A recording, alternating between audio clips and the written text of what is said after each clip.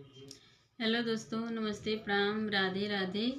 मैं एक तिलक गीत गाने जा रही हूँ। अच्छा लगेगा तो लाइक कमेंट शेयर जरूर करिएगा। अच्छा लगेगा तो हमारे कमेंट में ज़रूर बताइएगा। यूपी में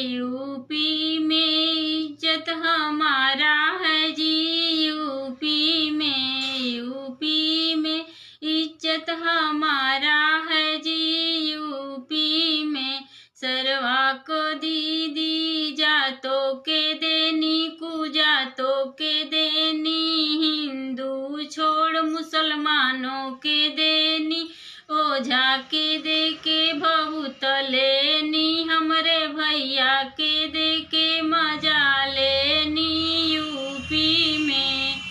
यूपी में इज्जत हमारी है जी। यूपी में इज्जत हमारी है जी। यूपी में अगुआ को दीदी जातों के देनी, कुजातों के देनी, हिंदू छोड़ मुसलमानों के देनी, ओझा के लेके भभूत लेनी, हमरे भैया के दे के मजा लेनी। यूपी में इज्जत हमारी है जी। यूपी में इज्जत हमारी है जी। यूपी में समधी का बहिनी जातों के देनी, कुजातों के देनी, हिंदू छोड़ मुसलमानों के देनी, ओझा के दे के भभूत लेनी, हमरे पापा के दे के मजा लेनी।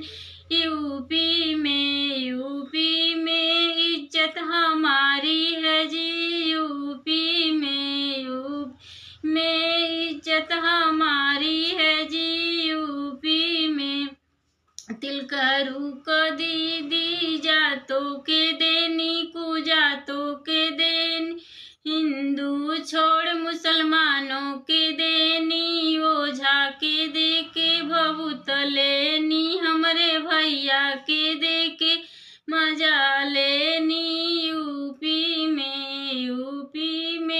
इज्जत हमारी